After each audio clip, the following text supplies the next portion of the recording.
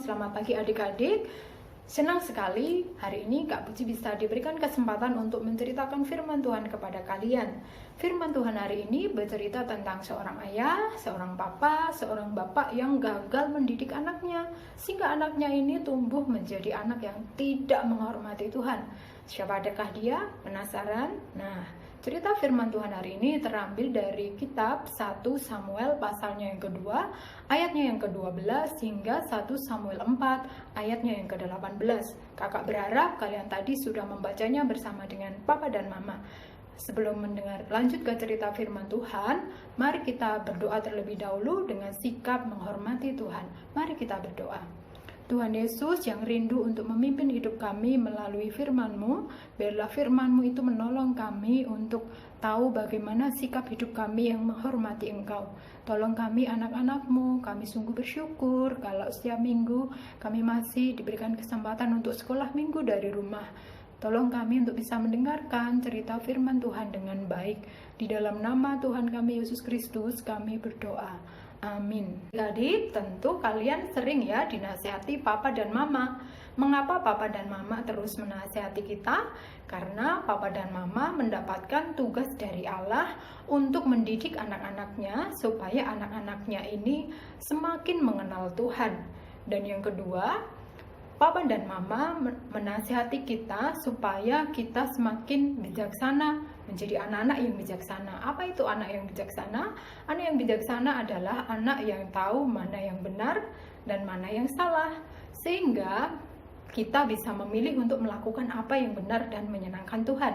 Nah, firman Tuhan hari ini menceritakan tentang dua anak laki-laki bersaudara, tetapi mereka sikapnya tidak menghormati Tuhan meskipun umur mereka sudah terbilang cukup dewasa adik-adik.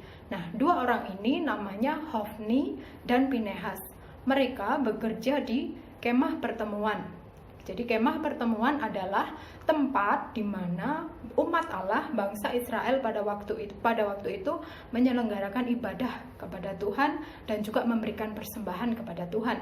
Nah, persembahan yang mereka berikan biasanya berupa domba, kambing, atau lembu. Nah, imam-imam ini, Hofni dan Pinehas, membantu papanya bekerja di sana. Papanya bernama Imam Eli. Mereka akan membantu umat Tuhan untuk memberikan persembahan kepada Tuhan. Nah, adik-adik, ternyata Hofni dan Pinehas ini melakukan kesalahan di dalam menjalankan tugasnya. Apa saja kesalahan mereka? Kesalahan yang pertama, pada waktu mereka melakukan tugasnya, mereka mengambil daging persembahan yang harusnya diberikan kepada Tuhan lebih dulu. Jadi mereka mengambil daging yang paling enak, daging yang paling banyak lemaknya. Mereka ambil lebih dulu, mereka cocok dengan garpu yang besar, lalu mereka makan dengan rakusnya. Padahal mereka boleh mengambil daging itu, tapi setelah dipersembahkan kepada Tuhan, setelah dibakar kepada Tuhan. Dan umat Israel juga sudah mengingatkan mereka bahwa mereka melakukan kesalahan karena mengambil daging persembahan itu lebih dulu. Tetapi mereka tidak mendengarkan adik-adik. Lalu kesalahan yang kedua, mereka tidur dengan para perempuan yang melayani di kemah pertemuan. Padahal mereka tidak menikah, mereka bukan pasangan suami istri. Jadi dosa mereka itu sudah membuat Tuhan sedih. Dosa mereka itu di mata Tuhan sangat jahat. Lalu apakah Tuhan tinggal diam ketika mereka melakukan kesalahan? Tidak. Tuhan sebenarnya sudah mengirim orang-orang untuk datang kepada Imam Eli. Tuhan mengirim bangsa Israel, beberapa ada yang datang kepada Imam Eli, lalu mengingatkan kepada Imam Eli tentang kesalahan yang dibuat oleh anak-anaknya. Tetapi Imam Eli tidak mendengarkannya dengan baik. Lalu juga menasihati mereka, benar, dia menasihati, tapi menasihatinya kurang sungguh-sungguh, sehingga mereka kembali lagi melakukan kesalahan yang sama. Lalu yang kedua, Tuhan mengutus abdi Allah. Tuhan mengutus abdi Allah untuk mengingatkan Imam Eli bahwa Imam Eli tidak menghormati Tuhan. Kenapa? Karena Imam Eli membiarkan anak-anaknya mengambil daging persembahan yang harusnya dipersembahkan kepada Tuhan lebih dulu dan memakannya, menggemukkan badan mereka dengan daging itu yang harusnya menjadi bagian bagi Tuhan. Nah, itu membuat Tuhan sedih, dan Tuhan juga menyampaikan melalui abdi Allah itu bahwa dia akan menghukum Imam Eli dan keluarganya. Hukumannya, Imam Eli dan keluarganya tidak akan menjadi imam besar untuk selama-lamanya, dan juga keluarga Imam Eli ini umurnya tidak akan panjang. Nah, hukuman Tuhan mulai berjalan adik-adik. Pada waktu itu terjadi peperangan antara bangsa Filistin, musuhnya umat Israel, dan juga bangsa Israel. Mereka berperang. Nah, pada waktu mereka berperang, Hofni dan Pinehas ini ikut serta di dalam peperangan itu. Lalu dalam peperangan itu mereka mati, adik-adik. Dalam peperangan itu mereka mati. Lalu ada orang yang membawa kabar tentang kematian anak-anak Imam Eli ini. Ya, mereka datang kepada Imam Eli menyampaikan bahwa anak-anak Imam Eli sudah mati dalam pertempuran itu, dan tabut perjanjian Tuhan itu sudah dirampas sama bangsa Filistin. Lalu Imam Eli kaget dan dia terjatuh. Akhirnya Imam Eli ini juga mati. Nah, betapa adik-adik ngeri hukuman yang diberikan kepada orang-orang yang tidak mau menghormati Tuhan, yang tidak mau menghormati Tuhan dengan sungguh-sungguh.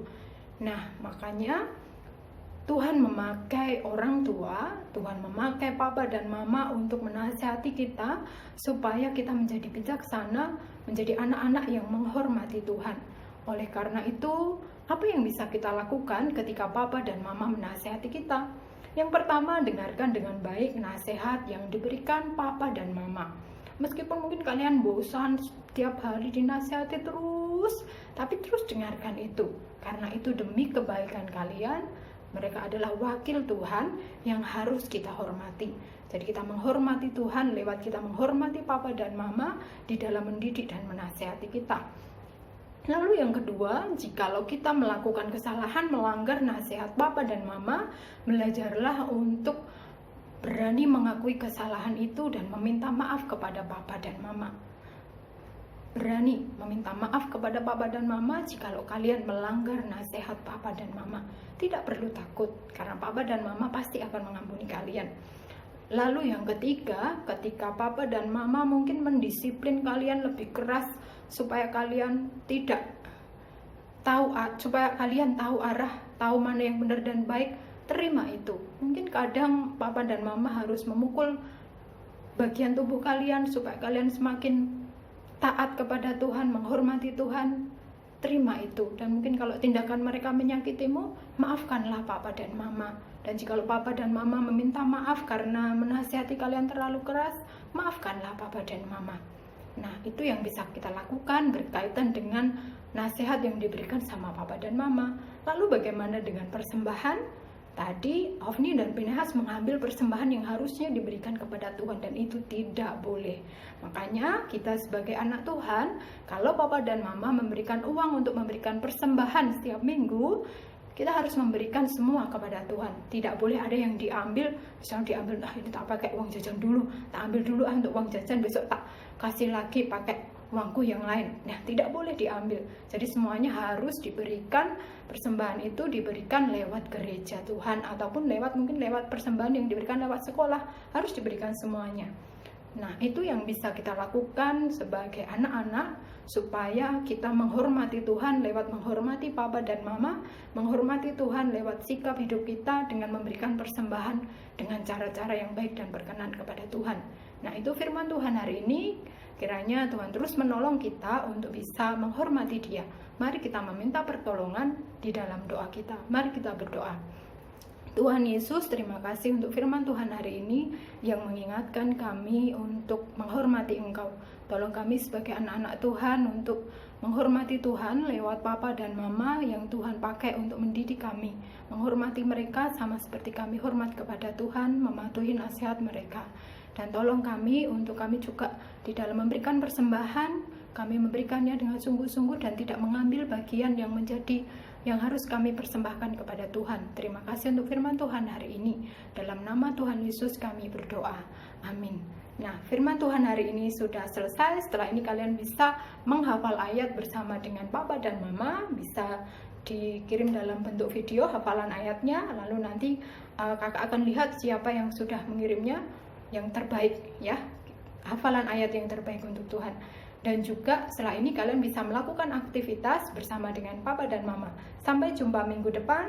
Tetap semangat untuk sekolah minggu dari rumah. Tuhan Yesus memberkati. Sampai jumpa.